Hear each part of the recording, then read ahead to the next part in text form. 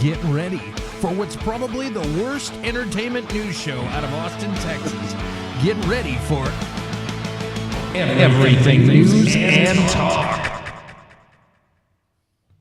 Hey, what's up, guys? It's Clint. I am back for another episode of Everything News and Talk right here on my channel, Clint Likes Everything. Thank you guys for joining us. If you're wondering, this channel, we cover everything entertainment. We do music, streaming, movies, and news of the weird. So, I'm happy to be here today because we have a fun show. We're doing a bunch of recaps. We are in a golden age of streaming, and that means we have She-Hulk, Rings of Power, House of the Dragon.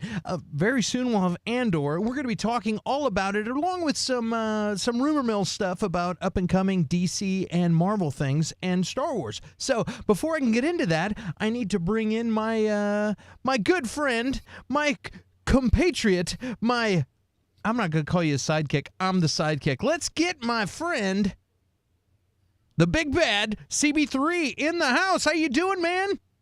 I'm doing great. Happy Friday, everybody. Hell yeah. For most of us, a 3-day weekend. Labor Day is coming up. Time to just write this Friday off, baby. We got to we got to do it right. Time to do it right. I was trying to find the clap. There it is. There it is. I wanted to do that. Let's try that again. Let's hear it for he's not the sidekick. I'm a sidekick, Curtis. Yay! All right. There is no sidekick. We're like the Wonder Twins, man. That's right. Come on. Clint, Clint's the host. Other way. It's the other way, dude. Two badasses. Yeah, all right. Yeah. Oh, well, that was a fail. Let's but man, yeah, we got so much good streaming out right now, guys. And this is like the golden age of streaming, like I said. Before we get into all of this stuff, I need you to do me a favor. Guys, do us a favor. Give us a thumbs up if you can. And if you're enjoying this show, subscribe to the channel. If you hit that notification bell, we'll send you a reminder whenever we go on live or whenever we have a new video out. If you want to help support the channel, you can go to patreon.com/ClintLikesEverything. If you can't remember that, there's a link in the description. And lastly, if there's something you want us to talk about on the show, message me on social media. I'm the OG Clint Baker on all my socials, but you can find all this information in the description for this video. Anyway, let's get to it. All right, man. And before we get into the good stuff, we should probably talk to the chat. What do you say? I say that is the good stuff, Clint. That's proper answer, man. Proper answer. Let's see. We got. Oh my God! Happy day off, Mel. That's right. Yeah, about darn time. And tell him you need a raise too. That's right. Or me and Curtis will go over there and tell him. Mm-hmm. You give Mel a raise. I got these two Texans, and they're just waiting. Like I haven't been fighting forever, Mel. We're just looking. I like Bobby's. Me too, Mel. Actually, I've been off since the end of May, and I love it. Good for you. I enjoy it. Poor Curtis is back to work. Yeah. Back to you don't have to talk about that. My day consists of taking Ginger for a walk in early morning and not much else. They don't like to be called gingers. I've heard it's not. I thought that was just normal, but it's rude apparently. So, yeah, it's a fun day. Fun day. Well, let's. The heat that Bobby's been having, you kind of have to go. You got to go early in the morning. That's about it. They got it hotter than us out there right now. We finally got our sprinklers fixed. We had a sprinkler issue where we had to shut them off. They got stuck on, and we had to shut them off completely. And I didn't know that grass could turn into straw, and like you could have made brooms out of the grass, and then it came back, full comeback. I thought it was pretty much dead. No way. We got all this crazy rain in Texas, and it came back. It's amazing. Yeah. We got all these hellos in the chat. It's always good to tune in every Friday, see you guys in here hanging out with us. Yeah, super good. Well, let's get into some fun news. We already did the subscribe thing. Let's get into some news of the weird. Indeed. News of the weird. Weird. Wow. Holy Weird. smokes, guys. 5th Nessie sighting of 2022. Loch Ness Monster sightings? What in the hell is going on? I like how all of these Goonies, we're going to move that out of the way. There's Goonies clips and fifth Nessie sighting of 2022 recorded. Individual who lives near the Loch Ness is being credited with an official monster sighting of 2022 after spotting something peculiar that was causing a stir out in the water. The unnamed resident reportedly made the observation this past Saturday while standing on a hill overlooking the iconic landmark. What piqued this person's interest was a wake moving against a prevailing currents. Okay, so you can just see something was sitting still out on the water, which seemingly had no source. Remarkably, that reminds me of Nope. The clouds moving, but the one thing standing still. Oh, yeah. Remarkably, the witness watched the weird scene for approximately 7 minutes and is said to have captured video of the anomaly, though the footage has seemingly yet to surface online. That's weird, and that's all we need right there. That's enough. That's enough weird news. What do you think about this, Curtis? Are you buying this? Do you subscribe to the idea that there is a Loch Ness monster, or do you think people are just weird? I think, I mean, like, to me, it's fairly plausible. Like, Loch Ness monster looks like a plesiosaur. We've found several, thought to be extinct animals out there. Now, plesiosaur is pretty damn big, but they could live in deeper waters. And there's a really cool video of this. I think it's Japanese freighter pulling out a fishing trip, pulling out a dead, and it looks like a dead plesiosaur out of the water. And then the news comes and snaps some pictures, and they're like, it's going to be bad for business, so they cut it and just drop it back in. But it looks, like a dead plesiosaur. They threw it back in the water? Yeah, because they didn't want bad news for the company. And it just, like, I could see that. And with climate change and stuff, warming waters or whatever's going on, like, Nessie's like coming back. She's making a comeback, or maybe that's a baby Nessie. Baby Nessie. How long does a plesiosaur live? I have no idea. I mean, you've got turtles that live like over 100 years. Ooh, that's a good point. Yeah, So that's a really good point. So it might be the same Nessie. Yeah, but I mean, yeah, I think it's believable. I don't know if it's still true, but there was a time where we knew more about space than we did about the ocean. So, Hey, we got a comment from Mel. This is the bio major in me talking. The ecosystem can't support something as big as a plesiosaur. Do you mean there's not enough fish in that to feed the plesiosaur? Is that what you're saying? Is that what you're saying? I think that's her way of telling us she's drunk. Is that what you're trying to say? Is that what you're trying to say? I wonder. I don't know. I still, jury's still out for me. I'm not sure what to think of this. I don't know. Yeah, I could just see it, but then again, I'm not a bio major. It's the ecosystem. Yeah, but I think there are, for the loch. You're right, Mel. She says the ecosystem in the loch is too small. However, there are the loch leads to there are channels apparently to get out. I watched the whole thing on it 15 years ago. So you might be a bio major, but I did watch a show 15 years ago.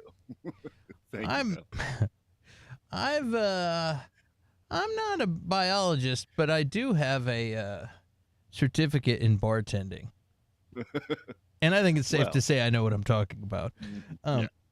Yeah, I was going to say, I do have a certificate of AC repair, and I think I know, that means I know a little bit something about dentistry.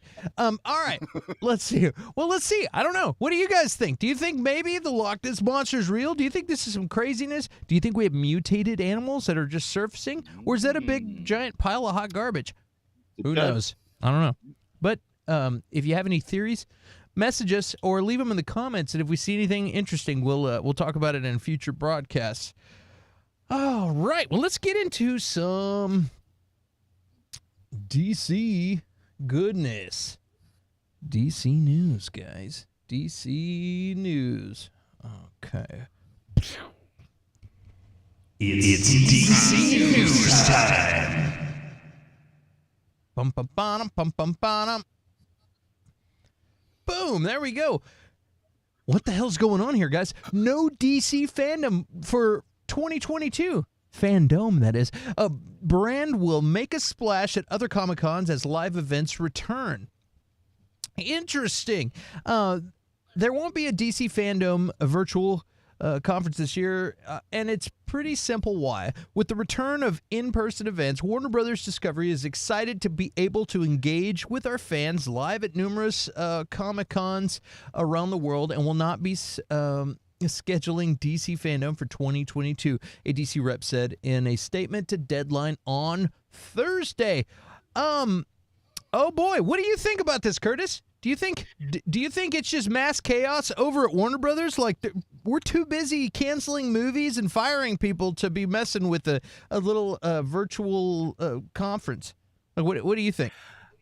I think that whoever their spin doctor is over there needs to get a raise, because that's just great. Like live events are a new thing now, so we're just not going to do it. We're going to, go to other Comic-Cons, and it's like, yeah, okay, sure. like their spin doctor, that's spectacular. But yeah, I just don't think they know what's going on yet. I think that they're doing a very good job of getting their plan together of a few, or having a future plan. But I don't think that they're solid on it yet. And so why report on it? Why are they gonna take all the questions and go on and do all this stuff? Did you watch the first DC fandom when it happened the first year? No. It was free. I watched clips and stuff. But okay, it was cool. This was like right in the pandemic. There were no Comic-Cons, nothing, and they pulled it together, and they really delivered, and they made this cool virtual thing, and it was scheduled at different times of the day, and it was like, hey, if I'm stuck at home, it was like, hey, I'm going to do this thing, and you could click. They had different times of the day where you get to watch different presentations. It was super cool. The second year kind of sucked, but you could tell they're like, okay, we're coming out of this thing, and we don't need to put much emphasis in it. But in a time when fans were at home and unable to get out and unable to go to concerts and unable to go to the movies, and they really delivered. I was kind of like, I was ready for it to be really stupid, and it turned out to be really cool. Like, it was a cool thing. I totally get why they're not doing it. For one, you've got projects being canned. You got a new person that they're trying to find to Feige this thing, the quarterback this whole thing for the next 10 years. They're in the process of doing that. That means whoever they get in there, they might be changing the plan. And the only thing we know right now is we got Black Adam. Okay, that's coming, and we know we have the Flash. And so, do you want to get Ezra Miller up there talking about a bunch of? Let's put a camera on Ezra Miller. No, let's just have 4 hours of The Rock. Dude, here's the Rock. That dude, dude, Ezra Miller is like in an induced coma somewhere right now, locked up. He's like no. Just pump him full of something, and let's just everybody talk to The Rock. But no, not to mention, they've just pulled a whole bunch of DC animated stuff from HBO. Right. So now they don't have that to talk about. So really, the only thing they have to talk about is Harley Quinn got picked up for another season. And then there's some potentials for different things. One, there's too much drama with the fan base. And it's too much uncertainty. So I think focus on the real stuff and that's going on, and just I think they're just going to stay out of the media for a minute. You know what I mean? Yeah, I agree, and I think that's like the perfect characterization. But hopefully, they'll bring it back when they actually know what they want to talk about, because it is such a great idea. Because going to the bigger, Bobby says, San Diego Comic-Con already happened and stuff like that. Going to those is so hard, at least for me. I can't do that. I can go to some local. I live in Houston, so there's some fairly big ones, but I can go to local Comic-Cons and stuff. But like it's still hard, going with kids and stuff like that. So going to a virtual stuff, seeing those, being able to see those panels and stuff like that is great, for people who can't make it out there. So I like you live in Austin, live music capital of the world. I live in Houston, fourth biggest city in the world. Like it's for us, it's not that bad, but I bet there's a lot of people out there in like rural America who are like, man, I was really counting on this, because it's like a Comic-Con for them, but it's virtual. So like hopefully they'll bring it back once they know what they're going to talk about. Yeah, hopefully. Well, I don't even care if they do, if they're actually make an effort. I think it is cool to do that, Yeah, that's what I mean. It's a really cool idea. At least if you have some kind of a presentation you do, like a D23, like you said, or at a Comic-Con, at least video it and throw it online or something. Right. Like they should have if they don't already, and I just don't know about it, but have a some kind of YouTube channel where they actively take care of the online community. You know what I mean? Like sure. Give us plenty of clips, and yeah, I think it's cool.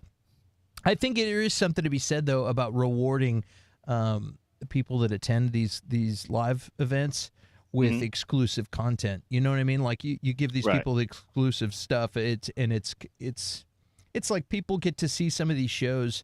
They'll do screenings and things at like D23, and the rest of the world doesn't know what goes on. Like, oh, we gotta wait a month to see the Black Panther trailer and stuff like that. I get pissed because I'm not there, but I think they deserve it. What were you gonna say? Well, that but I understand. I understand putting like sometimes I can see full episodes and stuff like that. I understand not that, but like the trailers, like come on, like just drop that trailer because it's gonna get leaked. Just drop it, like so we can all see it. And I don't know. The trailers kind of bug me, although most of the time there's not even enough to be bugged about. But yeah, I like the idea of people having access to that. Although Marvel's San Diego Comic-Con access channel thing was not very good. I don't know if that's like their presenters and stuff. It just a lot of it was really boring. It seems like they still don't respect the online community as much as like a television community, which I get to a degree. But like this is the future. Like this is where it's coming. So focus more efforts there. Yeah. What was bad about it? It's just like their hosts and their like just a lot of it wasn't. I don't know. It seemed like it was interns doing it. Not to be mean to any if you're out there and you work for if you're doing like but like it just they'd be like, hey, this is what we're gonna do. We're gonna do some stuff. Hey, look at this stuff. Hey, yeah, that's good stuff. Hey, there's got some more. Like I remember you messaging me about that. You're like, what the hell was that? Yeah, it's just so weird. Like, you're the richest company in the entire world. Like, you got like you got your cousins up there like promoting your stuff. Like, well, in getting into a little bit of DC meets Marvel news before we get into the Marvel stuff. There has been a lot of rumor mill stuff about Henry Cavill. I mean, everyone on there, all these insiders, all these scoopers, everybody's like Henry Cavill return teased by industry insider. Henry Cavill and Batman Affleck returning as Superman and Batman in the DC extended universe. Henry Cavill's 100% back. Henry Cavill's, everywhere. It's everywhere. And like, I'm wondering. I know they wanted him back, and I know there was word that he was like over it, but maybe Discovery, Warner Brothers Discovery. Threw him a big bag of cash, or maybe they figured out like, oh, cool, they've got a plan. They're doing different things. They want to focus on me heavily, like me as Superman. Like, cool, my character's gonna finally get what it deserves. That's cool. Okay, now I'll return. Before you're kind of sidelining the most important character, debatably in DC, and now you're ready to give him his due. Yeah. And how much merchandising percentage are you giving me again? Yeah, because don't be fooled. That's totally renegotiable. You know what I mean? Like, Yeah, hey, absolutely. I want I want half, Eddie. Let's see here. Yeah, and then there's other crazy news, which like Henry Cavill's always been badass, but he's been just like creeping and doing a solid job on everything he does and creeping into like one of the most desired actors in Hollywood for all these projects. And there's word and talk that he's, and maybe it's rumor mill too, but that possibly Henry Cavill is going to be in Loki season 2. There's talk about it. I don't know how real any of this is, but that's what everybody's talking about.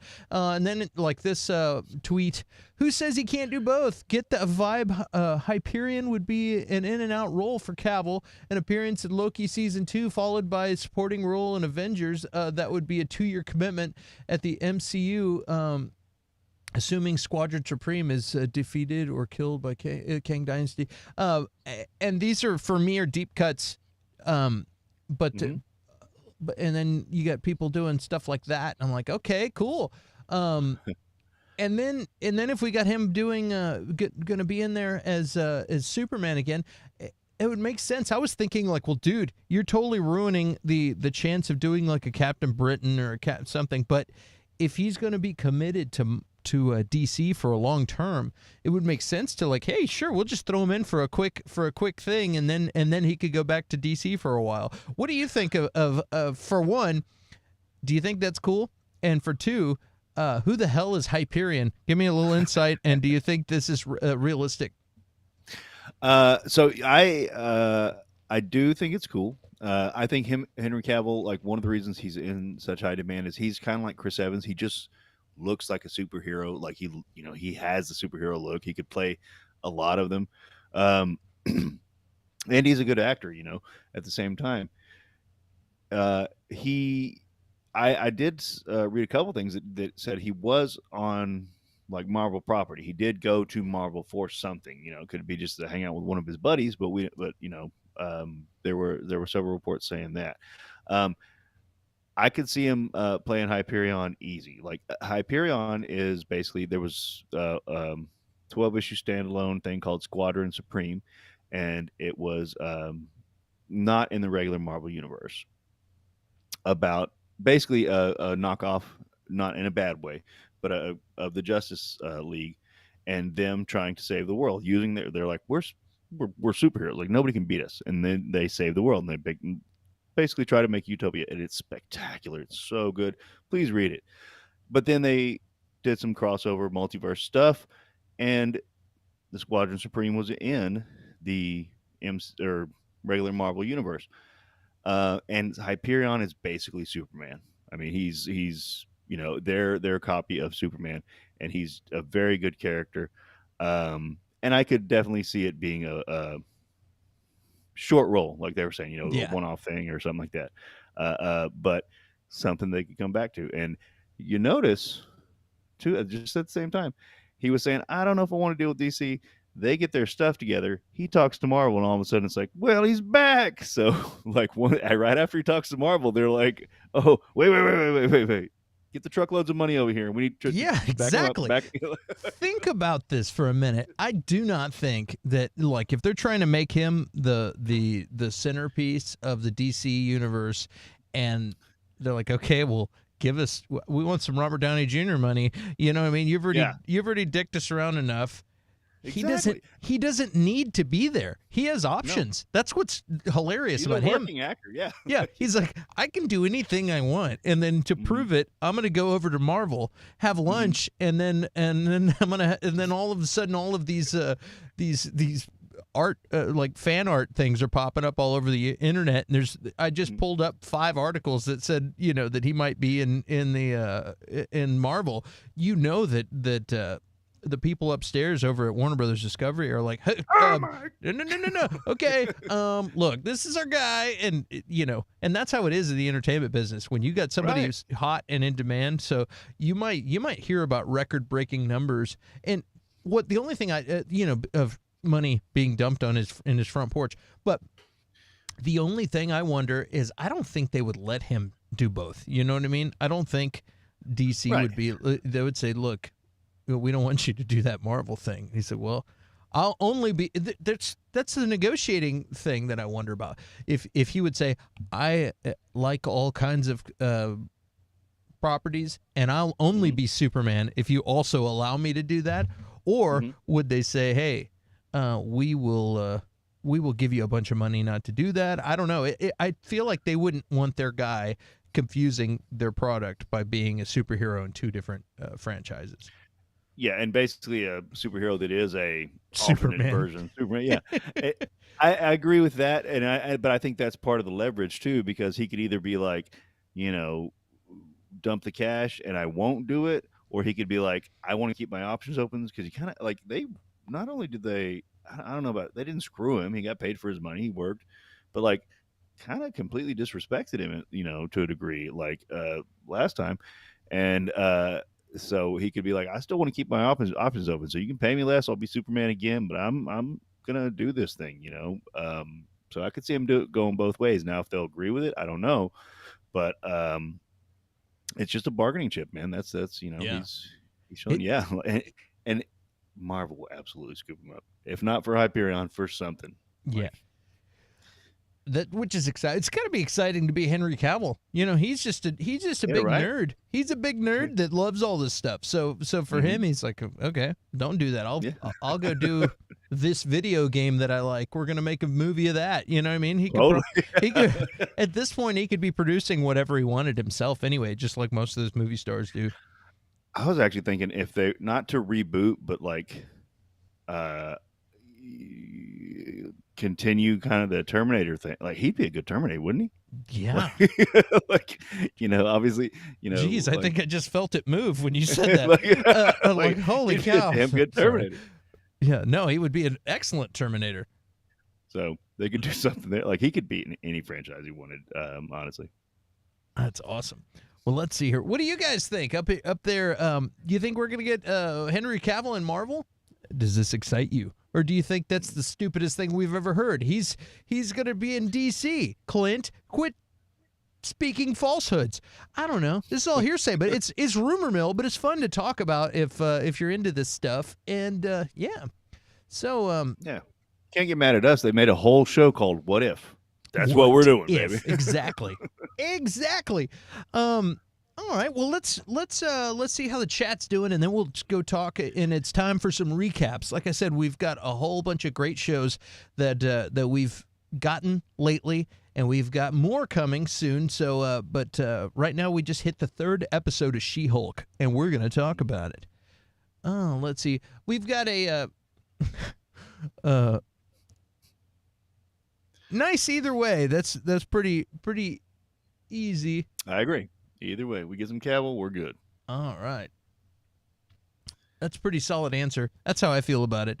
Awesome. Let's do some get into some Marvel. And She-Hulk recap. Man, I like that graphic I did there. The She-Hulk episode 3 recap. And boy, we had a fun episode this time.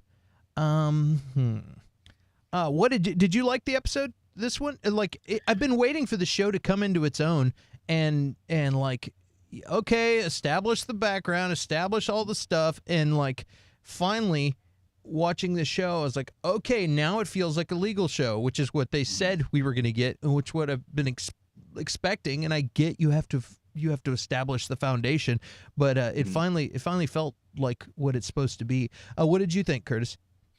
Yeah, I thought the same thing. I think it's getting its own footing. It was definitely more legal. And I think the reason it feels like that is because it's episode 3 and we're just getting there. These episodes just still feel too short a little bit. It was really good. I don't know if it's a spoiler or it's a spoiler for one of our theories, but we're doing spoilers, guys. If you haven't seen the episode and you're going to be upset, get out of here.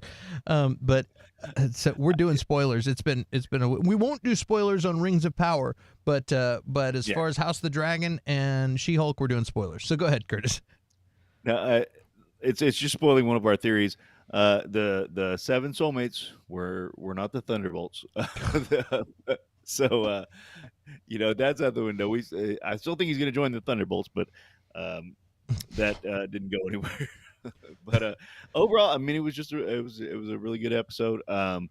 It had Megan Thee Stallion, who I have apparently she's a real person. It's a big thing. I didn't know who the hell she was. Is that a real star? I thought it was like a Cardi B like knockoff that's like fake for the show. Is Megan Thee Stallion legit? I think so. Yeah, I think she's a real person. Yeah, look that up because I've just figured they made a fake pop star up. I didn't know that was like that was a real thing, which is hilarious. Now I'm gonna go get. She's a real person. Yeah, Megan Thee Stallion. Even better. I like that even better. I think that's cool to bring in real. That's just good. Yeah, like it's a real person. But isn't Stallion a male horse? Yeah, but when you're so tough and badass, that you're the stallion, that's part of the fun, the charm of the. Megan the Mayor doesn't have the same ring to it, Megan the Mayor, Megan the Stallion. Yeah, that was awesome. So like, yeah, now when Harry Styles shows up, I'm gonna be like, is that Harry Styles or is that Thanos' brother? What's his name? Star Fox. Yeah. Yeah. So anyway, the show's good. We get back into it where it left off the week before is Jennifer Walters goes over to Emil's. Well, we'll call him Abomination because having Emil and Jamil in the same thing kind of messes with my head. But we yeah. So yeah. So we get Jamila. Yeah. So we get that, and the episode starts out where she's talking to him and is basically pissed. Storms in there and is like, "Hey, I pretty much had this thing locked down. I had your argument, everything. Like I had the case set, and all of a sudden you didn't tell me that you had busted out of jail." And he's like, "It's not my fault. I was taken against my will. It was Wong." And she's like, "What the hell's a Wong?" And like calls her assistant, and the assistant looks up Wong, and she's like, "Hey, I've got his resume right here." And I thought it was hilarious because they pull up Wong's resume. Check this out. Employment history. We've got Sorcerer Supreme, New York, full-time to the present. And then he's librarian at Carmitage, full-time for 11 years. Then we got Target sales associate at Carmitage, Nepal, full-time for 9 years. So apparently there's a Target at Carmitage. Hilarious, dude.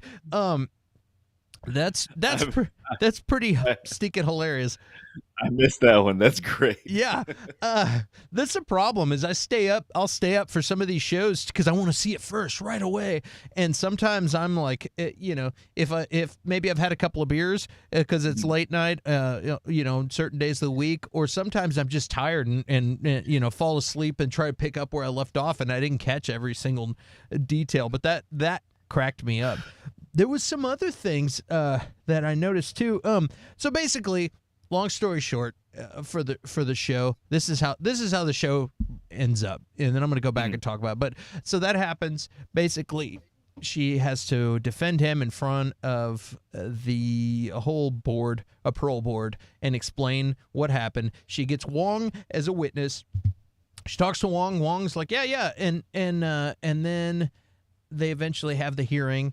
And Wong says, testifies. They show the 7 people. It's like a bunch of women, like cult. It basically looks like cult members that he's people following him, and that's all taken care of. On the other hand, they introduce Mallory Book, who is a character from the comic. They have her show up for a second, and they have the sexist coworker that she had in the old office is like. He basically hires the other guy from the show. What's his name? Pug, yeah. And who used to be in Arrow. I didn't realize. I was trying to remember where I knew him. He played a character in Arrow that was out to get Oliver Queen. But anyway, he hires him because there is an elf a shape-shifting light elf who From New Asgard. yeah, that is basically like shape-shifting into Megan the Stallion and basically catfished him and like took a bunch of money from him, and he believed he was dating Megan the Stallion, who's a big star and Grammy Award winning Megan the Stallion, but it turned out no, it's just a shape-shifting elf. All kinds of shenanigans happen. The elf even ends up shape-shifting into the judge and going on going up behind the podium and all this stuff, and it's a silly episode, but it was fun, and they try to claim diplomatic immunity. She does it, and the judge isn't having it. It's like, nope, you've got diplomatic immunity in New Asgard, but you're not in New Asgard. And then she tries to pull the thing. New Asgard is not a place; it's people. So it's funny. They're real tongue in cheek with a lot of this stuff, and it's also when they have conversations with like Wong, where it's like, well, I can banish him to the mirror realm or to the dark realm, or different things that they say. Like, it's very tongue in cheek. It has a different vibe to it, to where it's not like they're being serious in this, but it's okay. It's fun. It's fun, but Right. you know what I mean. The whole vibe is very, very playful in this show, but it's fun, and I like it. What did you think so far about all of that? Well, no, and I agree. Like that's the thing, is that so they acknowledge all these other things that commonly go on in Marvel or MCU movies that are in this serious tone, because in every MCU movie, the world is going to end, or the universe is going to end now. So they acknowledge these things, but then they bring it down to a real person level, and they're like, but no, we don't need to, like, he's just in prison. Like, we don't need to do that. Like, Yeah. the way they bring it down to the real world. And it's almost like they're name dropping those terms, or like Right. like I could bring him to the mirror realm, or you know what I mean, Yeah. it's like they're name dropping just to throw it into the show, and it's playful. It's almost like he's. Well, we'll get into that in a second. Go ahead. No, and just I love the scene you're talking about where she's like, Asgard is not a place, it's people, and the judge is like, we do not recognize Thor's speeches here. Like, yeah, that was pretty funny. Doesn't Doesn't it was a good doesn't episode. Doom do that a lot? Dr. Doom get diplomatic immunity a lot in the He comics? does. Yeah, He absolutely, because he's a ruler of another country, so he does. But this is just some fucking light elf, come on. That's hilarious. Well, and then what else? Then the guy he makes a comment about, man, I wish there was a way we could take away her powers, the light elf, which gives Jennifer Walters the idea, hey, I know what to do about Abomination, and basically says, hey, look, it wasn't his fault. She gets Wong to testify, and it says, hey, if we put an inhibitor on him,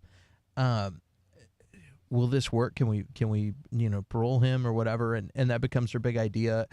And he looks harmless. They have a bunch of people testifying that he helped them out in so many ways, and he's like a guru almost, with his cult. And so I imagine he's going to go off and live with his seven cult members. Yeah, soulmates.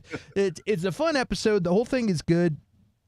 And then there is a scene with Jennifer Walters walking down an alley, basically, and then she gets attacked by the wrecking crew, which is crazy. And they go ahead, Chris. That's the scene that bugged me the most, and I saw a preview of it because, like I said, the wrecking crew is, although their origin story was somewhat silly, but they're like solid B-level villains. Like, they're, you don't just mess with the wrecking crew. They've got Asgard, and they kind of play it off as like, what, did you steal this from an Asgardian construction worker? And they kind of look like, yeah, but like they were a solid, B team villain. Like, you wouldn't take them lightly. And it was just like they were kind of, now there's something else going on, because they were like, the boss isn't going to like this or something like that. So they're going to come back, but like they did not at all look like a force to be reckoned with. And it does kind of bother me how Marvel is diminishing some of their good characters. Like, not that each individual Wrecking Crew member was this great character, but they, like, as a team, they were some tough stuff, man. You wouldn't mess with them. They just had a silly origin, you know. That's what does bother me about some of the Marvel shows is you get even like Hawkeye and some different things. They have the tracksuit mafia and all that, and they make them really campy. Like it seems like every time we get some like thug bad guys, they make them super stupid and cheesy. And if I don't know, and then later on they want them to be villainous and scary, and it's like, it doesn't work. You already ruined that. You know what I mean? Like, you know, like the tracksuit mafia, like you were saying. Like later on, whenever stuff's going down, it's like you're supposed to be like worried for the hero, and it's like, you already made him a joke. It doesn't work like that. Yeah, you know? Exactly. Which is kind of what pissed you off about Thor: Love and Thunder is they turned Thor into a punchline, and like once you make a joke out of this character, then it becomes a joke. Like it's weird. You can't bring it back like that. You know, it doesn't just, you can't just reel it back in like that. It's we got Dr. Evil in here. To me, the Wrecking Crew was a fantastic musical band. I agree. They were, and they were. Dr. Evil says, if a problem comes along, you must zip it. Yeah. All right. Yeah. So, and like you said, they tried to get Jennifer Walters' blood, and they failed, and they said, man, the boss is going to be pissed. Who's the boss? Samantha, the boss. Angela, Mona. No, but who's the boss? Is it going to be is it going to be Kingpin, or is it going to be the leader? Who? Like going into some of our theories from before, who would be trying to get blood? That's the thing, because and they made a very special point to have Mark Ruffalo talk about. I guess I should call him Bruce Banner. Talk about how important it was to destroy this if it got into anyone's hands. And now all of a sudden we have somebody trying to take her blood who understands about gamma radiated blood better than the leader. That's right, baby. Yeah, and like, you know, you might have other villain, Zemo, or somebody that could be, but Zemo doesn't like powered people, so you probably wouldn't be Zemo, but he does. But didn't he create Titania in the comic books? I don't know about in that sounds correct. I'm not 100% sure, but in the show, they're as of right now they're unrelated. But yeah, I'm pretty sure he did. I don't know. So anyway, who do you think?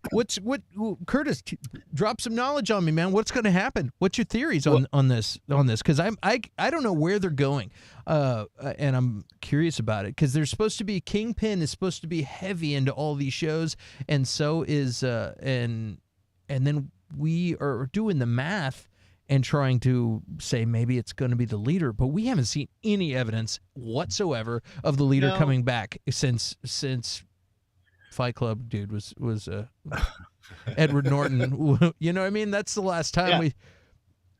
But so they are bringing back the Abomination, which kind of leads to that. And here's the deal. So I pointed that out, like very first episode. They make a very visual point of destroying the blood, and he says that, and then like nobody else was really talking about it. I knew it would come back. So the only person who, besides Hulk, and She-Hulk, obviously, that knows about this blood, being able to do that, would be the leader character from Universal Marvel's Incredible Hulk. So them being able to do that, like he's the only person that knows, and obviously he's smart enough to be able to figure out that he could make mutants or Hulk humans and stuff like that. And so I think, so here's the thing too, and there is a long line in the comics of Kingpin making superhuman people. He made the Rhino, he made the Scorpion. I mean, he did it through other technology, stuff like that. So I could see a scenario where they bring it into the leader working for Kingpin, because he's not the leader yet. He's like becoming the leader, and he's smarter than everybody else. He's working for Kingpin, which leads into Echo, which is like I think that's the next series following Kingpin.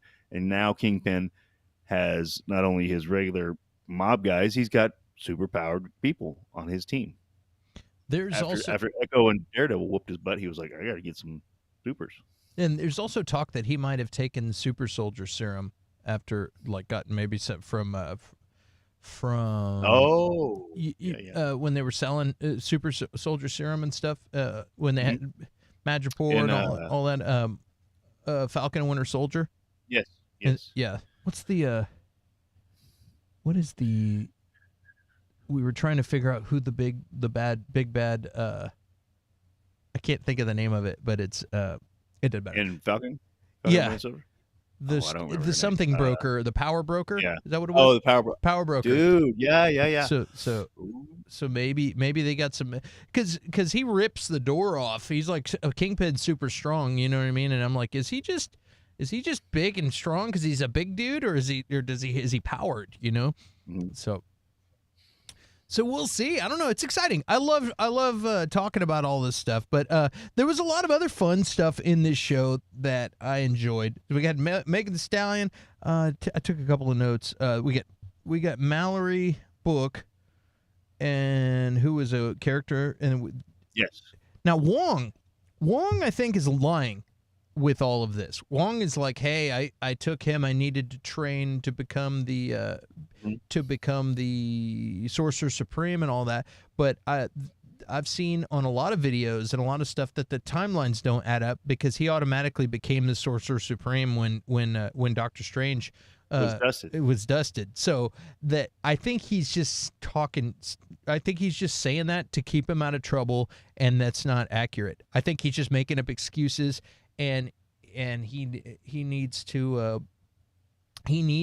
this guy for some reason. And so there's and I've heard all kinds of theories. I heard one guy that, hey, maybe the Sorcerer Supreme knows about something that's coming, and maybe he needs somebody who could fight the Hulk if the Hulk comes back, and he needs Abomination to fight Scar or fight Hulk or something, and be like, so that's why he's friending now. That's why he's buddying up with Abomination, because he needs something strong.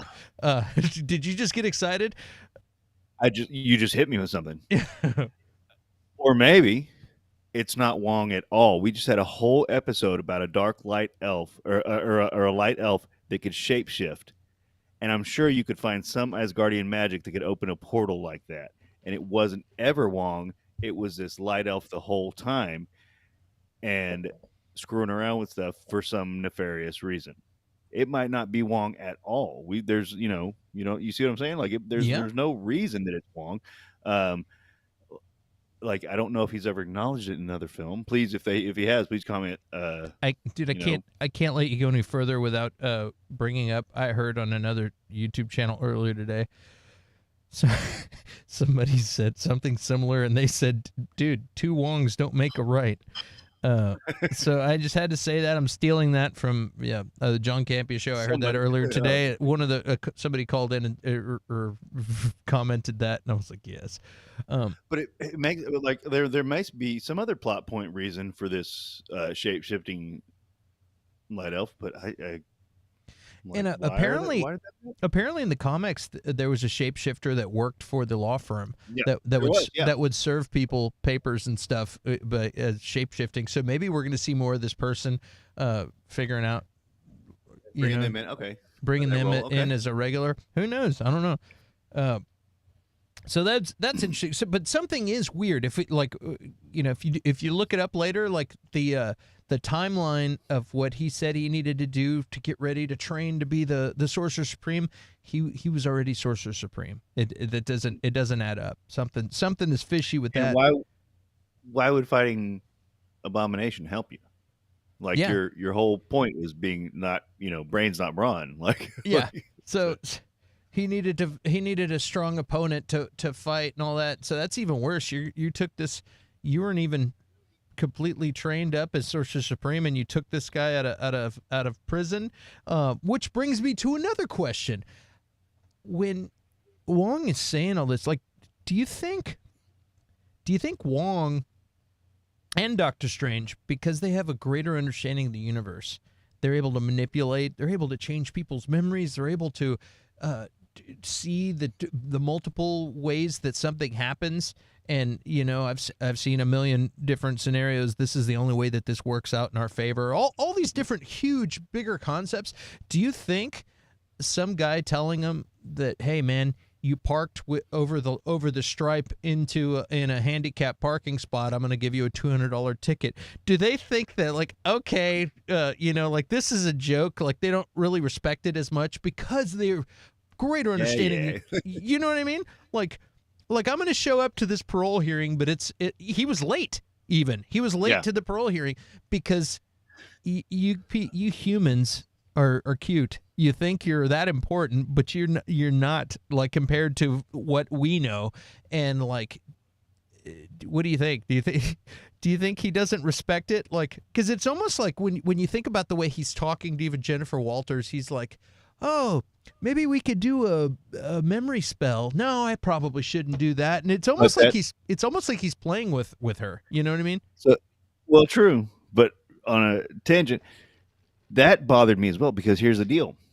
He's saying, I'm not going to wipe everybody's memory again like the last time. Okay, that happened in Spider-Man No Way Home. Doctor Strange did it. And if Doctor Strange wiped everybody's memory, Wong wouldn't know. Like, Wong's memory would have been lost. He would, because he's a Sorcerer Supreme. But remember, he said it had happened before, when Doctor Strange did it before, and he didn't remember the party he was talking about. In Spider-Man No Way Home, he's like, you remember what we did after the party of blah, blah, blah, blah, blah? And he's like, no. And so he had done it before and wiped Wong's memory before, and he didn't remember it. Like, so how could he know that? I think when you're the Sorcerer Supreme, you're immune to all that, because don't you have I don't know, time stones and stuff like that, where and well, not anymore. Or like whatever. You know what I mean? Like, I don't know. I felt like the Sorcerer Supreme is able to, is like basically above all magic, understands. No. I don't know. Maybe so. I don't know. I don't know. I'm not a Marvel scholar. I just watch the movies, So, but it's interesting. But just the thought of somebody that is that powerful having to submit. Right. It's like Professor X. You know what I mean? Showing up to court. It's like, I'm really just humoring you by acknowledging you at all. I'm Professor X. You know what I mean? Like, it's way bigger than the court system and the laws. And like some piece of paper, the Constitution or whatever, you know what I mean? Like, how important is that compared to somebody that has an understanding of the whole universe? Right. And I think it's kind of beautiful too, is his moral obligation is what makes him come there. He's like, I don't want, Blonsky to suffer because of something that I did. He doesn't feel any legal obligation at all, and then at the end, when they're like, you helped somebody escape from prison, you're going to be charged, blah, blah, blah. And he's like, all right, later. I got to go. Yeah. I'm out. Yeah. That's what I mean. It's just kind of funny to me. It's almost like he's humoring these weak little people that think they're important. Right. They're sitting in that room and they're like, we're super important. And then he's like, okay, take it easy. Yeah, it's pretty funny. Yeah. Well, I thought it was a great episode. I did too. Let's see here. Oh yeah, and we had one last thing. Oh, there was a couple of other things. There was an Easter egg. There was a reporter that asked, "Hey, what do you say to the rumors that you were in a mob hit or something?" And which was clearly a nod to the comics. How origin story. Yeah. So I was like, well, that's pretty cool. And then they also had social media and stuff. They had all the bro flakes. They basically took a jab at all of the bro flakes that we were talking about the other day that like to hate on this stuff, and it's just really funny. That's the wrong one, but check it out. We got so we gotta have affirmative action with superheroes now. No more female superheroes, please. Why are you turning every superhero into a girl? No one asked for that. Why everything got to be female now? Wow, someone find a reason to cancel She-Hulk. So we got to have a Me Too movement now, and all male superheroes are gone. So it was just kind of funny that they bothered putting all those little things into the show just at all. They do a lot of that kind of stuff, and they just slide it in there, and they catch so much shit online from all of these YouTube channels and all these different people. So it kind of amuses me. Well, and it's great too because like I don't even know if those were fake. Like if not, there are exactly some people saying the same thing right now. And I will say, so we're talking about She-Hulk, we're talking about Lord of the Rings or Rings of Power, and House of the Dragon. So they all have female leads, and like it's noticeable to me as a male. Like it is noticeable. It doesn't bother me, but it's definitely noticeable. And that's the thing too. They're saying this stuff, and like how many years were women or girls like watching these shows going like, can't we just have a girl superhero? Can't we just have like a girl lead? Can't we just have, and or that they didn't even notice it because the patriarchy was so strong that they didn't even notice it and just expected that's how life is, like, which is even worse. And it's like I have a beautiful wife, I've got a young daughter, like I want them to be like, like girls are strong, girls can do whatever they like. There's been like a whole generations of girls that have been like, well, I can go make some brownies, but now they can be like, I can be a fucking superhero, like, and that makes me happy. I don't care, like it's like it's noticeable. It doesn't bother me, but still, like,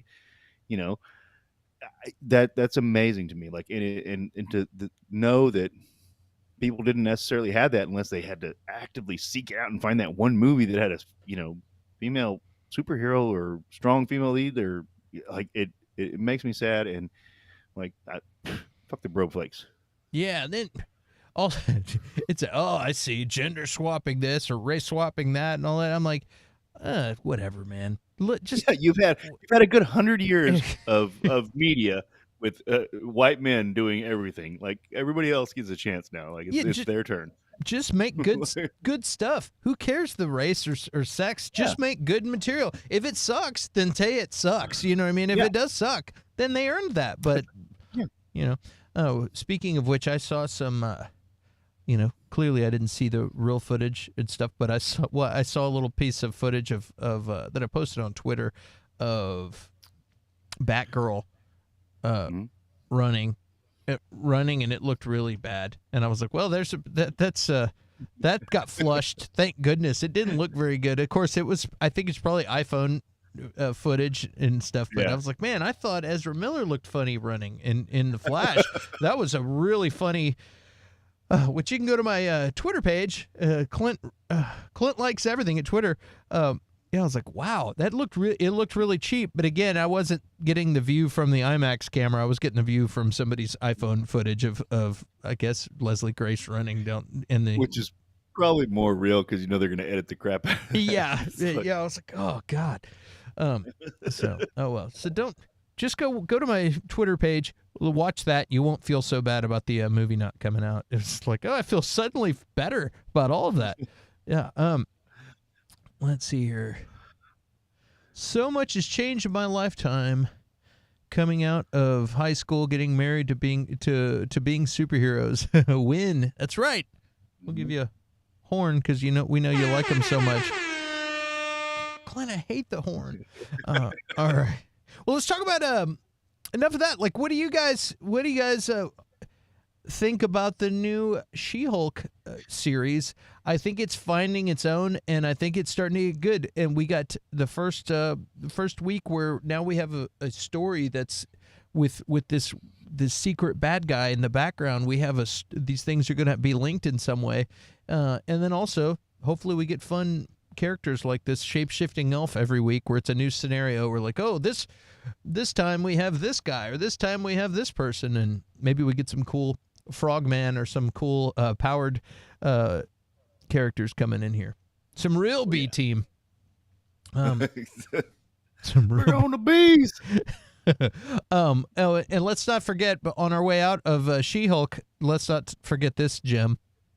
I'm the hottest, you ain't never gotta heat me up. Yeah. Yes, sir. She-Hulk. Now it's time for a little bit of House of the Dragon recap. I said House of the Dragon recap. Oh yeah, House of the Dragon's getting fun. What the hell are you talking about up here, Bobby? I no longer wear headsets, so horn. Ears don't get blasted anymore. Oh, the Used to wear horn! a I got you. I was headset. like, what is she talking? Are you talking about? Are you talking about this? No, you're talking about the horn. Probably would be if she was wearing a Yeah. headset. House of the Dragon, man. I'm really getting into this show. I'm digging it. I really enjoyed this last episode.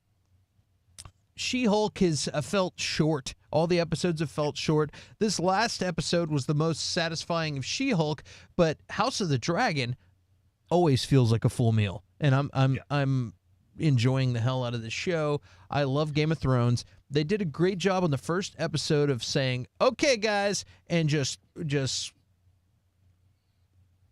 pulling their guns out. And I was trying to think of an analogy I could say on YouTube, but just just throwing it out there and saying, "Bam! This is what it's going to be." We are right away.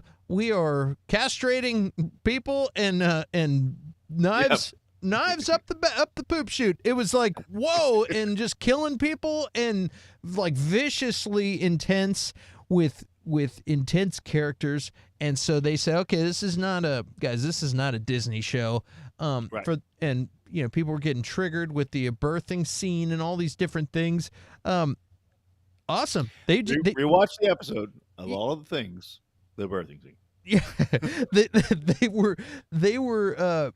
they were sure to just let people know, boom, okay, here we are.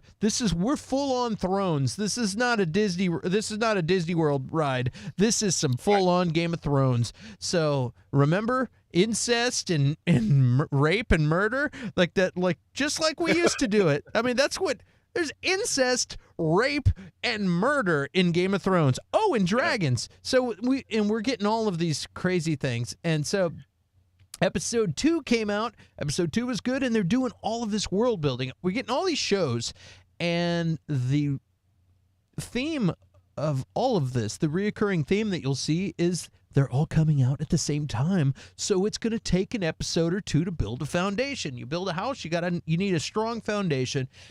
They came out swinging. First 2 episodes were great. This last episode that came out was fantastic. Like, you already could see the people trying to move into place and plan their way. You lose the queen. We need somebody else to move in. You got the hand of the king putting his daughter, hey, why don't you go comfort the king in his chambers? You know what I mean? Like, the hand of the king seemed like he was the most innocent, nice guy one. And then all of a sudden I'm like, right. Whoa, you're sending your daughter in there? Then we get this other guy, Corliss, who's married to the king's, I think the king's sister. Yeah, the and never queen, or queen that never was. Yeah, the queen that never was. And they're like, hey, we've got an idea to unify the houses and make us look strong again. Why don't you marry our daughter? And I'm like, okay, let's see who this daughter looks like. And the daughter's like 11. And I was like, oh my God. And she's like, she's young, but she will grow up soon. And it's just disturbing. And she says, my mother says you will not bed me until I'm 14. And it's like, oh God. Yeah, it's disturbing. But but this is old school, man. These are like, they're not worried about age. They're worried about bloodlines and the house and the family name. And that's a thing. Like, cool. You can go ahead and finish raising me, and then we'll make some kids. You know what I mean? It's like, it's bizarre in our day and age, but that's not probably out of the question. Life expectancy was 30 back then. Life expectancy was 30. Yeah, that's wild. Like, if you're the king, you're gonna live longer, but for most people, 30 years, baby. And I was already cringing from him talking to the Hand's daughter, who is like his daughter's best friend, who looks young, you know what I mean? And I'm like, God. And then they're like, oh no, she's not young. All of a sudden, you're like rooting for that when you see the other girl. You're like, go no, 17, go back over go there. 17. Overall, man, so this is a crazy episode. Like, just just to throw it out, like just to get the what happened in the episode out, the Damon is taking over the old castle and steals a dragon egg, and then the Hand of the King goes because it's too dangerous to send the king to go retrieve the egg.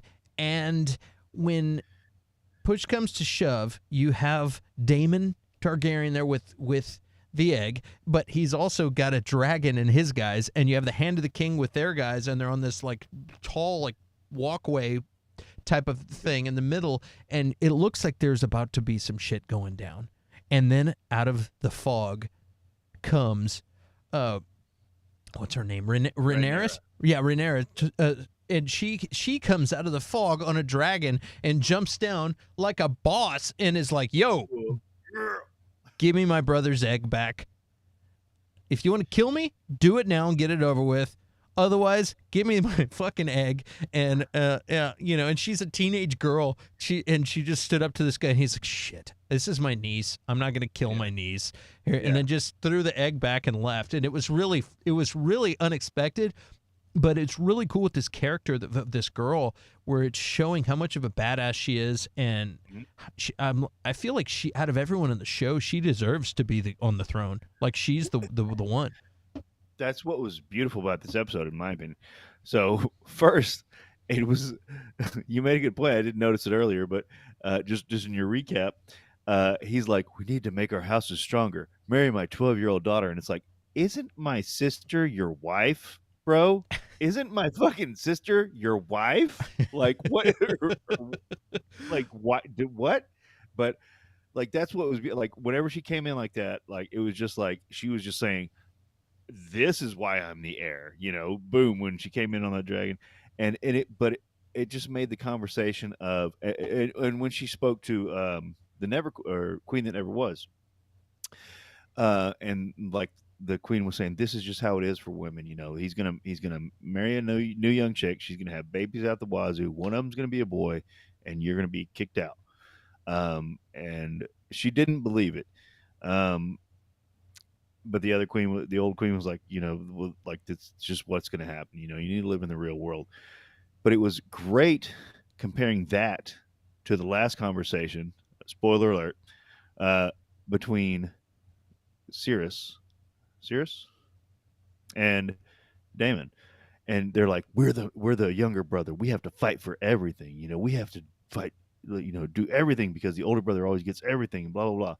And then it's like, you don't even know, dude. The girls are like, that's what I mean. The girl is fighting for everything. She's the firstborn, but like she's fighting for everything that there is right now. And then your own wife doesn't even believe it'll happen for her. So it's like comparing these two younger men, like saying, "Oh, life is so hard. We got to fight for everything." Yeah. And then the girls are like standing up and doing what needs to be done. Again, like, yeah, some people are going to be mad and be like, "Oh, girl power, blah, blah, blah." It was just an amazing story. And you know what? Deal with it. I mean, I like that she understands how powerful she is. The fact that she can ride dragons and control dragons, and that's what's special about these Targaryens is they have that dragon power where they can control dragons and ride dragons, and they're almost looked at as like a demigod or something. You know what I mean? And but above lower people, and like they're talking about some issue in their private conversations with his council, the king with his council and all that, and at this point she's already been made heir, and she's like, and they're saying you have to do something. They're doing this and like where our trade routes are and all this, and she's like, what? And she pipes in, out of line because she's a young girl, but out of line, was like, well, why is this a big deal? We ride dragons. It's what she says. We've got dragon riders. Like, what's the problem? And they're like, yeah. Why don't you go choose the new Kingsguard or something? They brush her off, but she, like, in her mind, she's like, I'm a freaking dragon rider. Like, let's do this. Like, what's the problem? Like, it's like these people with swords keep attacking us, and you're like, we have tanks. We have tanks, right? And they're like, shut up, just go get out of here. Yeah. So okay. I'm liking the show, man. She's awesome. I just like the fact that she shows up and resolves this thing that the grown-ups can't handle. The grown-ups are all that's what's cool about this show. It doesn't matter if she's guy or girl or male, female, or it's the fact that there's a bunch of grown-ups, and it's much like our governments in real life that are bumbling around, arguing, and have all these problems, and then you have this youngster that just shows up and diplomatically fixes the problem using diplomatic intimidating measures, and just shows up and is like, cool, thank you, and then gets a scolding, but quickly makes her dad realize that, like, dude, she's like, what? I fixed it. Winning cures everything. I got the egg back. Nobody died. Like, what's the problem? So yeah, it's pretty cool. I'm digging the show. What's going to happen? Who knows? I'm loving this because they're executing the show in a really good way, and I don't know what's going to happen, and I haven't read the books, and this is where I am glad that These I aren't have. based on the books. There's no books. Oh on yeah, this one there is no books. Yeah. So Same. Yeah, Lord of the Rings stuff, which we're about to get into. I haven't read any of those books either, so it's like, for me, I go down rabbit holes where I watch all these YouTube videos and hear what the backstory is on stuff and on a lot of these things. But I do appreciate that I don't have a established expectation. It's just new to me, and I'm like, that's great. Let's see here. Yeah, I think this next episode is going to be good. I know that the family's supposed to fork, and it's a battle of the Targaryens, and so it's going to be interesting to see what happens. And I bet you they're going to have another encounter like this where she's going to keep challenging Daemon. You know what I mean? It'll probably be annoying to him, where it's like, you're not going to get away with this time. Niece, you may have gotten your egg back last time, but the other interesting thing about Game of Thrones is that they switch who the good guy is. They will manipulate your in the same way that an article or a YouTube channel will tell you who the villain is and make you believe a narrative.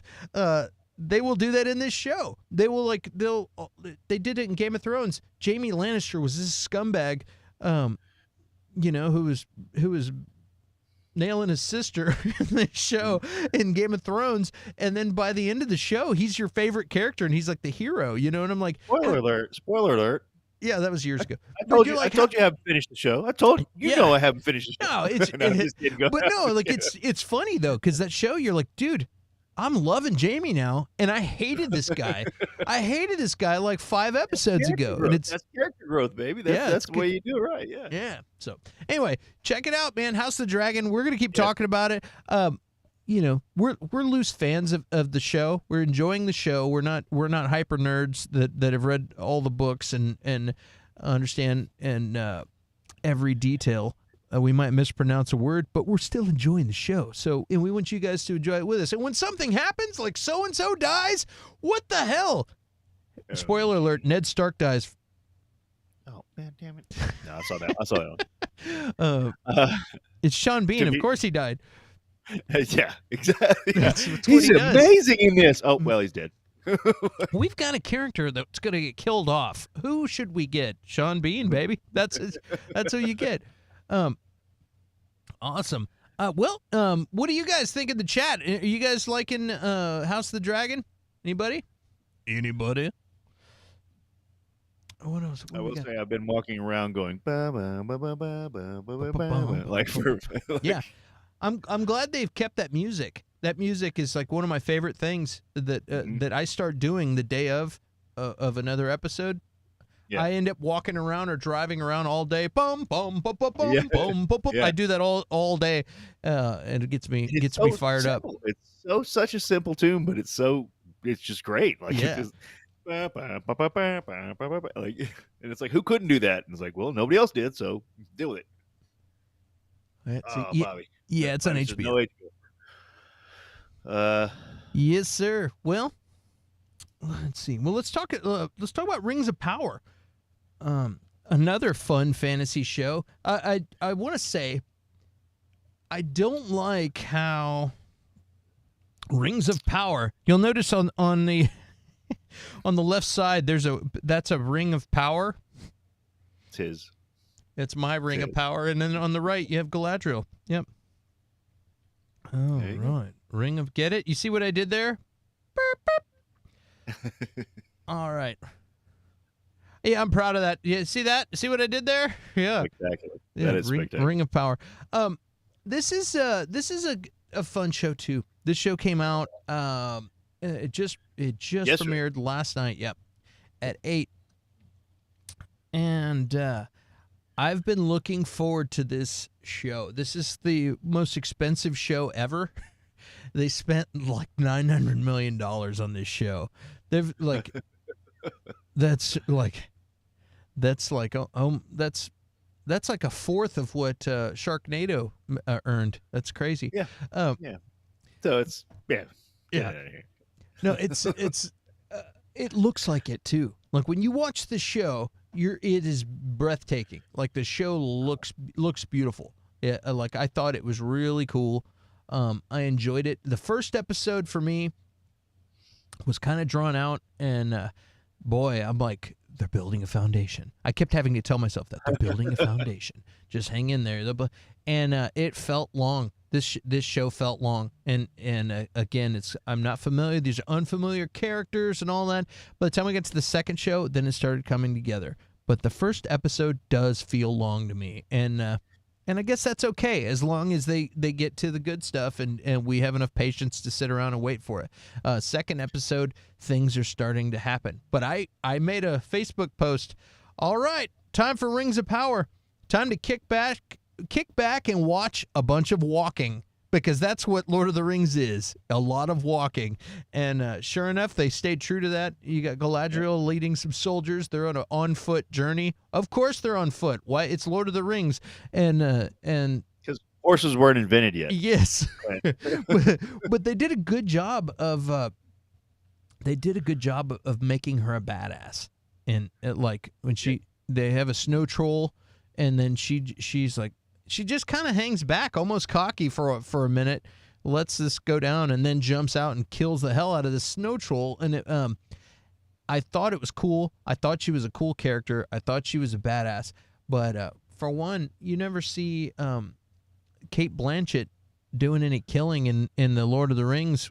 You know, so that's kind of weird. I don't know if she's going to have some growth where she turns into a calm being. She's like, I got my killing out of the way. Yeah, but that's the weird thing.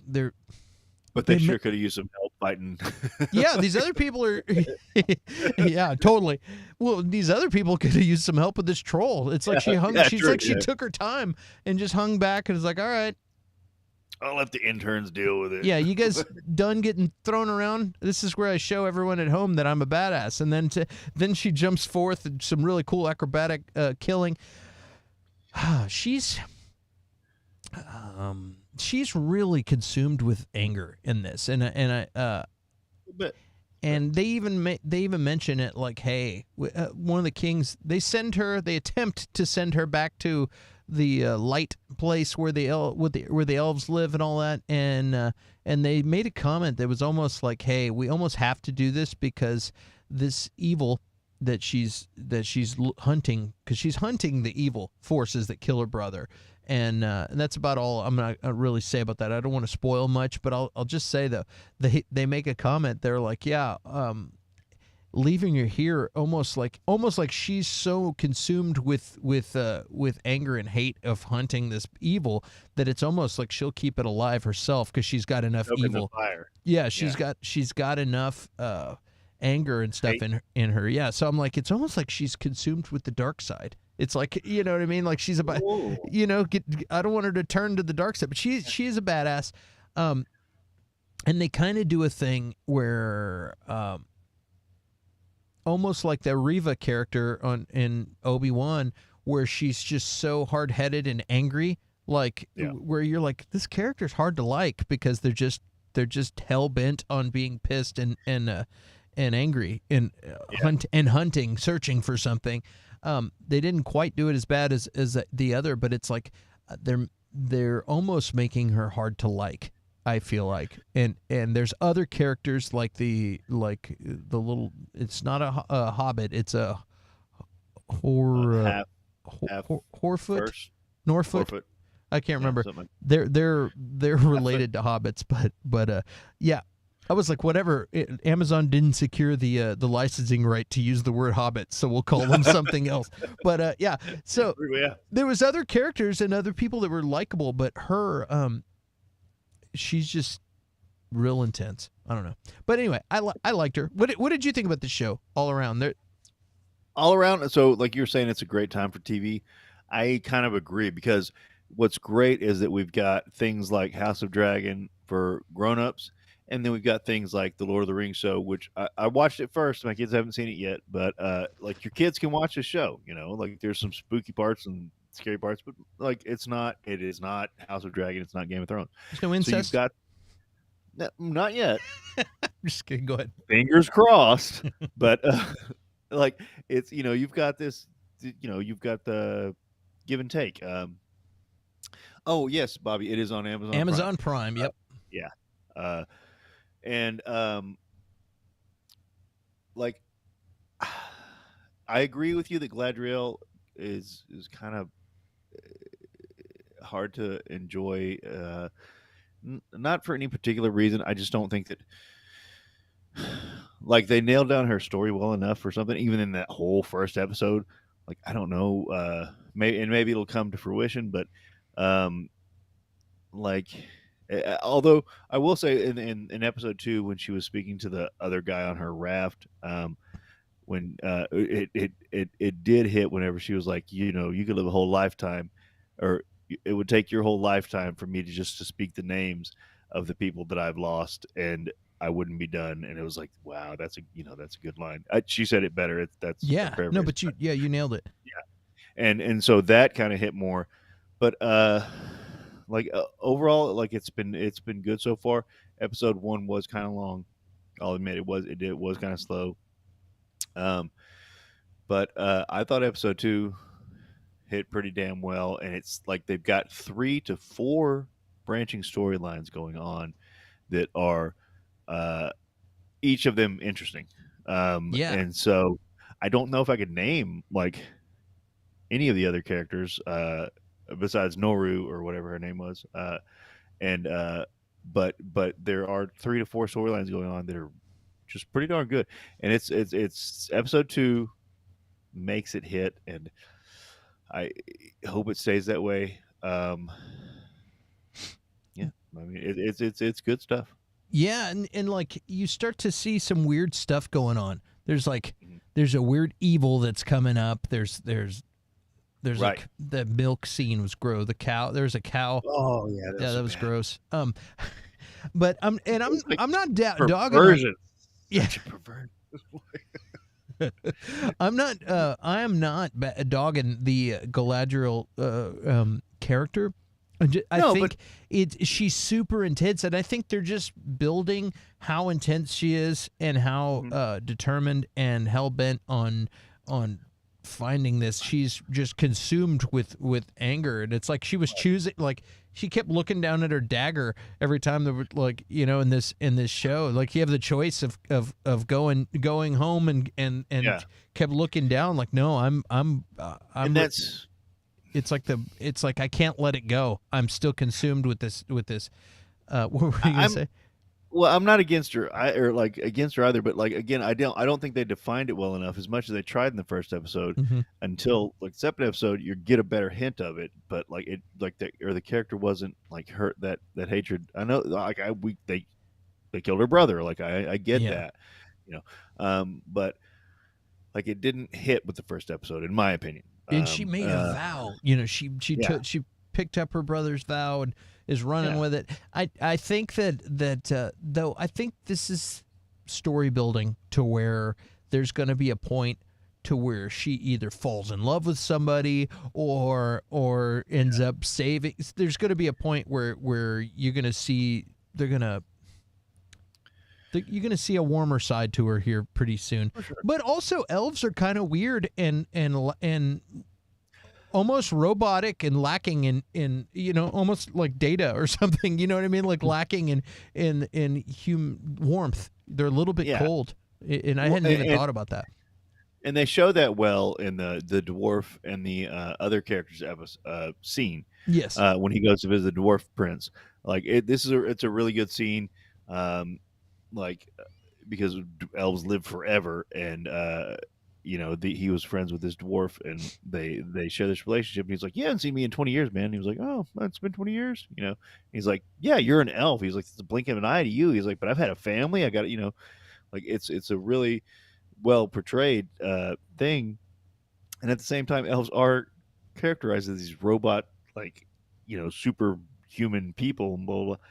But at the same time, I have to fault Gadriel or Gladriel, whatever the hell her name is, because so at the beginning they show the map of Vanaleer or whatever, and all the way to Middle Earth in this ginormous freaking ocean. It's like the Pacific, and her plan or her backup plan was to jump off and swim back. I don't care if you're Superman, you're not swimming, but you're gonna die. Like you're gonna die of exhaustion. She knew something would She surface, and she was right. Hello, I mean, I'm in the middle of the so. ocean. I guess so. Hello there, over here. I'm in the middle of the ocean. It worked, right? It worked. It did. She found a raft. Yeah. Yep. I mean, okay, fair enough. That's how determined she's like. I'm not leaving. I have to finish this fight. Yeah, So well, you're in a boat in the middle of the ocean. She's like, no, I'm not. I'm in the middle of the ocean. I'm not on a boat in the middle of the ocean. I'm in the ocean. Yeah, that was pretty funny. I like her. Ocean in the history of the world. I saw a clip. They're like coming soon, like the up and coming clips for things in the future of this show. Right. And there was a clip of her kind of doing some maneuver and like some super badass warrior maneuver, and she had a grin on her face, like she was like very like proud of herself, or like just amused at how badass she is. And I liked it. I'm like, she's an endearing character. She's got charisma, and I'm excited to see where this character goes. And I am excited to see this show. I'm looking forward to it. It is, if I think back to all of the different shows that I enjoy and different things, I can just say Lord of the Rings in general, the tone of those shows, they're slow. You know what I mean? Like if I have a list of things to watch, that's going to be the last one on the list. Like as far as the different shows that I like, if I had a Star Wars show, a Game of Thrones show, a Marvel show, and that's going to be the last one I watch. Luckily, we're going to have them every day, so I can just watch a different show every day. But if I had to, they're really going to have to do some stuff to make it more exciting. Just because it's just like something about the Lord of the Rings stuff is just very, it's just so epic and slow. I don't know if you know what I mean. I'm having a hard time. No, I know I know exactly like, but here's the deal too. Is like, so it's very descriptive, but here's the thing, and you could say it's just people walking around and talking, but however, something like House of the Dragon, it's people talking for 30 minutes. Like that's all it is, and it's definitely way more intriguing. You know what I mean? Like it hits harder. This one is more. They're talking for 30 minutes, but it's like, well, what if the light fairies do not decide to go? And you're like, what the hell's going on? No, Exactly. And so, like, it's. I agree with that. And to be fair, like, whenever I rewatch the trilogy every year of the movies, but I kind of pretty much skip the first one. I'll put it on when I'm doing something in the background, and then once the second and third one hit, I'm like, all right, let's watch these fucking movies. And it's not like it doesn't have to be all action. Because but House of the Dragon just does dialogue better. It's more close to home. We understand that, even though they're flying on dragons, but most of the show they're not, and it's more human drama, whereas they're talking about other things, and they're building the story, and it pays off in the end because it's more epic and climactic, because of all this stuff that they've been talking about for fucking 8 hours. But it, like, at times it can be a little much, so. I understand exactly what you're saying. It's like Game of Thrones is more real. It's like a soap opera. You know Yeah. what I mean? And even though there is magic, there's Yeah. sprinkled around and stuff, but the other stuff oh, the wind fell. Oh, and then they'll be like Yeah. Gandalf, woo, and they'll have a flute scene. Oh. Whereas, the other show, it's like, I got to marry this 12-year-old girl. I mean, like, what the hell is going on? Yeah, they'll be what? Okay, I was hoping to do a nice little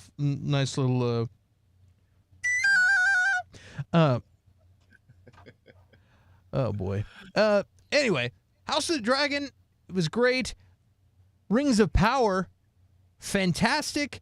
Like, all these shows are really good. It depends on your mood. It depends on your taste. Yeah, I think they're all different enough. That's the funny thing to me, is that people are trying to compare. Well, is it going to be as good as House of the Dragon or Rings of Power? And blah. I'm like, dude, they're two different vibes. It's two completely different vibes. And so I think people need to quit. That's just what people do. They like to take a team, pick their team, and rival other things. And this is just. They're different, so don't try to do that with these. I think you should just go in and enjoy them. I agree, and really is the beauty of it. Like I said, you got middle-aged or medieval stories for the family, and you got medieval stories for mom and dad after the kids go to bed. Like it's just this great mix. Like and neither of them are bad. They're just different. Yeah. Yes, sir. So go check them out. Go check them out, and we'll see. It's only the first 2 episodes are out for Rings of Power, so I think now that we have I think it's smart that they release those 2, because if you just saw the first episode, I would have been like, it was real slow. Once I got in the second episode, you start seeing the threat, you start getting into some characters and start to, hey, I like this girl, hey, I like this elf, or hey, like this elf likes this human, or hey, whatever. You start to get a little of the drama, and if your intro is all world building and you don't have anything about the characters that you like, then you're in for some trouble. So, what you get is one of these crappy shows that's all over. There's Netflix and Amazon is just packed with sci-fi and fantasy shows that have zero charisma. You know what I mean? You're like, you start to watch the show and you're like, God, another one? This is terrible. God, how much did they spend on this? There's so many. It's insane. It's insane how many there are. Yes. Yeah. Oh my God. You should just start watching it, and you get and you feel that tone. It comes on, and it's like the first 15 minutes. You're like, oh shit. Okay. Sometimes though, I'll get stuck, and I'm like, I guess I'll watch another episode. Maybe it'll get better. And then I'm like, dude, you already knew this was going to be terrible. Why did you even Why did I? Because you're like, I haven't fallen asleep yet, so I got to keep watching something, and I don't feel like searching again. Yeah, the Expanse is a sci-fi show that a lot of people actually like. I started it. Good. Yeah, I started it, and I was like, dude, I have a feeling this is one of those shows, and I fell asleep, and I never went back to it. But I've heard from a lot of people that that's a good show. There's a lot of shows that are like called Dragonfire or just it's just some kind of show, and I'm like, oh God, it looks terrible. Black Rain.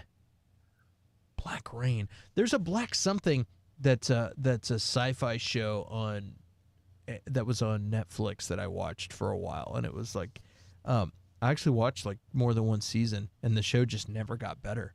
But I kept watching it for some reason. Like, God, I'm the only person who finished this. It's got to get better. It's got to get better. No, it's kind of okay. And then right before it's canceled is like the best episode ever, and that's why people are like, I can't believe you canceled that show. Yeah, like Firefly or something. That's a great show. Why the hell did that get canceled? It's 100 years ago, but yeah, because it was on Fox, and Fox has no idea how to schedule anything ever. Sleep time, Curtis. Right. Well, at that point, it's just time to go to bed. Quit searching for shows. Quit watching this crappy show. Just turn it off and go to bed. And speaking of crappy shows, guys, we have a show called Versus where we do movie battles. And man, we got a crappy show for you tonight. No, tonight's gonna be fun. I'm excited about this. We're doing Stand By Me versus Goonies.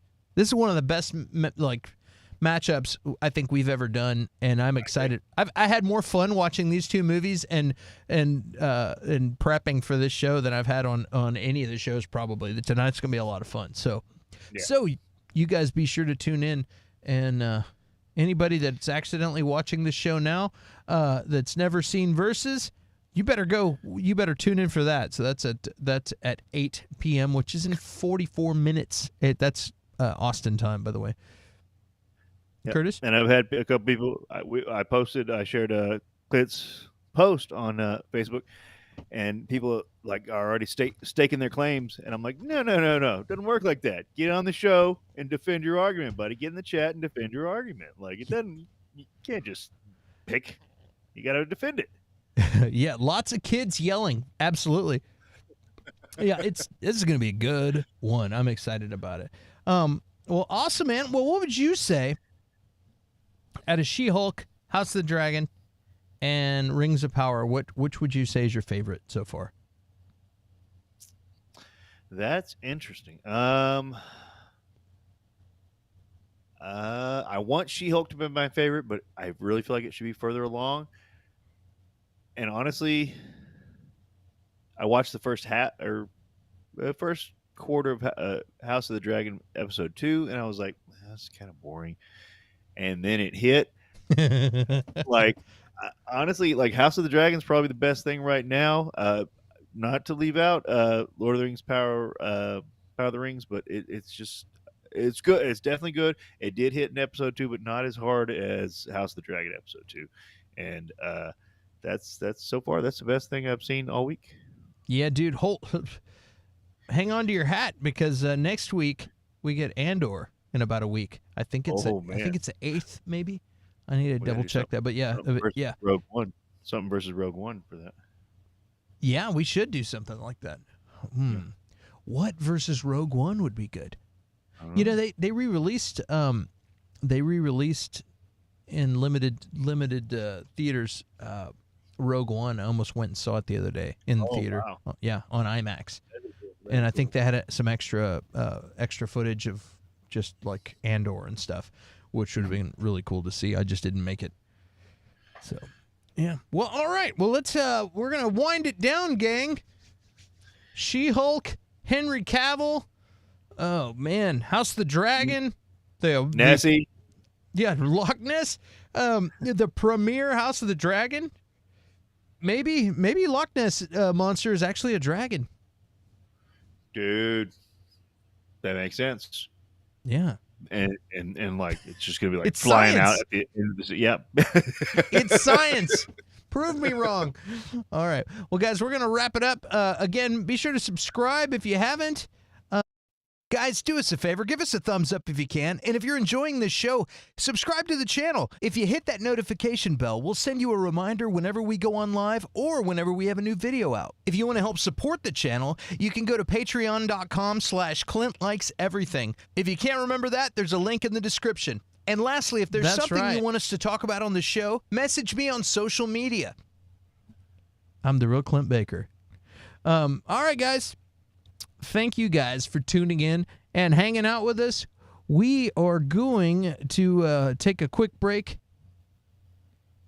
All right, I just got a message. Your quality of your stream has been reduced for internet reasons. I don't know. Guys, thanks again for tuning in. We will see you in a little bit. We're going to take a quick break, reset, and get ready for Goonies versus Stand By Me right here on Clint Likes Everything, episode of Versus, in 40 minutes. So we'll see you guys soon. Thanks again. Curtis? Love you guys. I stole your move again. You did? Yeah, I see. Yeah. See you guys.